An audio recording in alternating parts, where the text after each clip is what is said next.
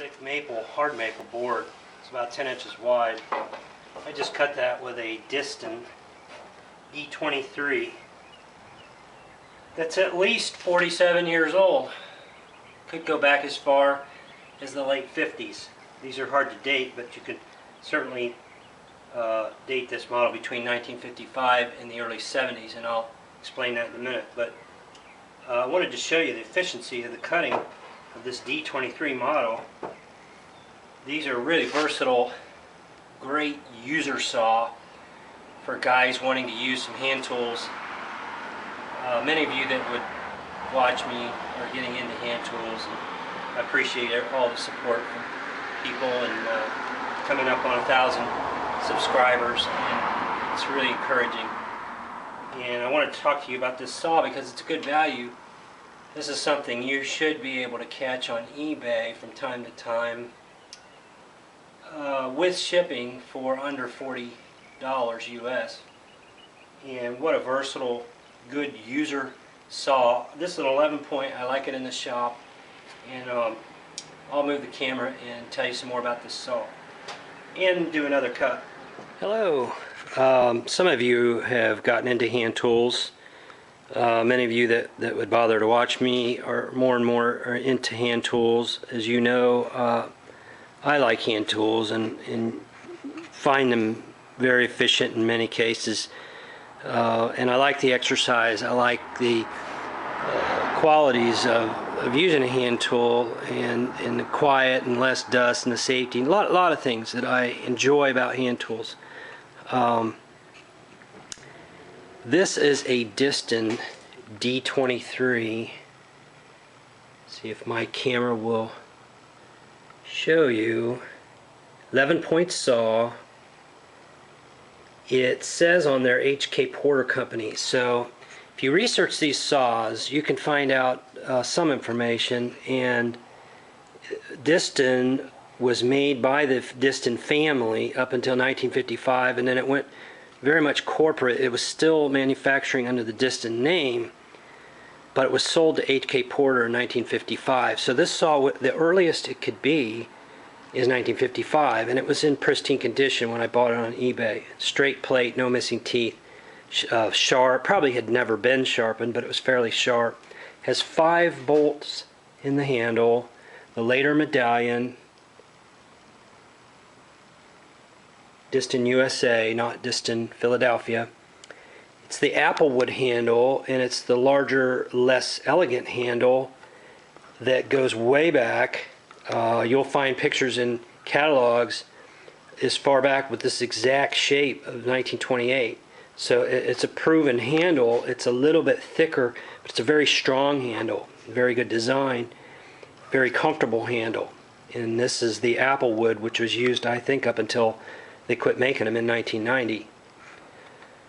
I have read that HK Porter sold the company and the brand to Sandvik in the 70s.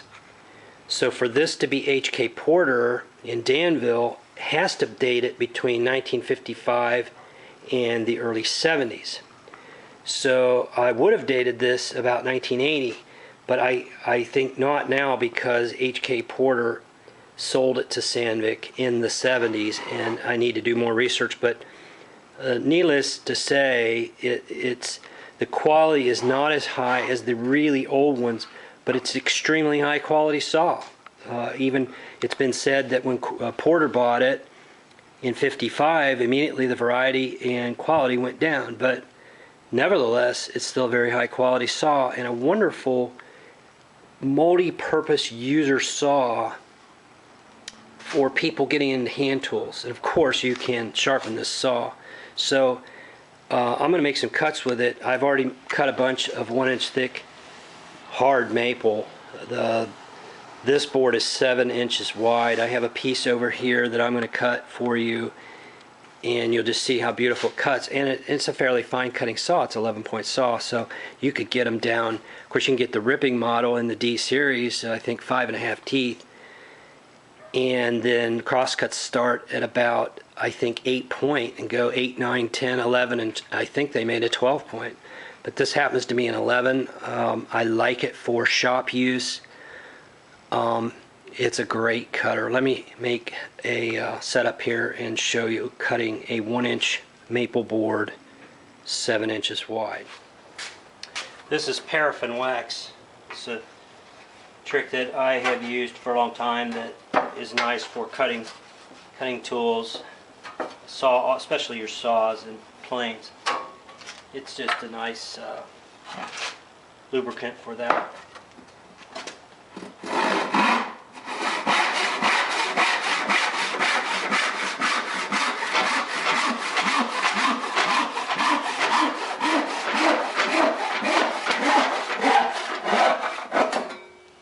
So just a wonderful cutter. Little bit of tear out because it's, you know, I didn't make knife walls or anything, and you'll get that. And of course, no cut is a final cut. There's going to always be something done to an end.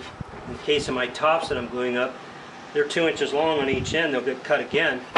Then they would have knife walls and be plain. So, or use a power saw, but they still need plain probably. But it's just a wonderful cutter, and don't even bother with box store saws. Not that you wouldn't buy them and try and see for yourself, but what I'm saying is that they just don't cut like this. And yeah, if you hit a nail, you're in trouble, but I guarantee you, if you take a newer DeWalt saw, hit a nail, it's finished, it's done. Then you have to throw the saw away. It's not going to be good for nothing. So, this saw you can resharpen. So, no saw likes a nail, obviously, but this saw you can sharpen and cut and cut and cut and cut with it before it needs sharpened. You might sharpen it once a year. If you do a lot of cutting, you might sharpen it like me 3 times a year, and it's just wonderful to use. Thanks for watching.